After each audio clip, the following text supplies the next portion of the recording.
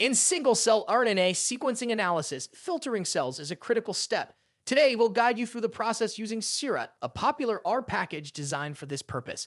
Whether you're analyzing gene expression or cell clusters, proper filtering ensures reliable results. Before we dive into the steps, let's understand why filtering is important. In single-cell RNA-seq data, low-quality or dead cells can create noise, producing accuracy. Removing them allows us to focus on real biological variations.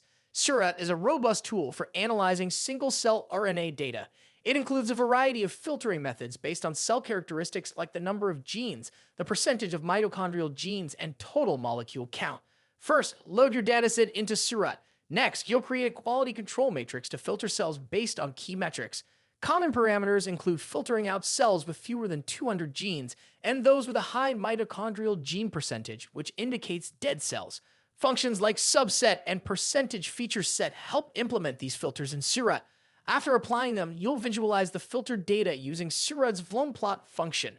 After filtering, your dataset is clean and ready for downstream analysis like clustering and differential expression. By improving data quality, you'll ensure your results reflect true biological insights.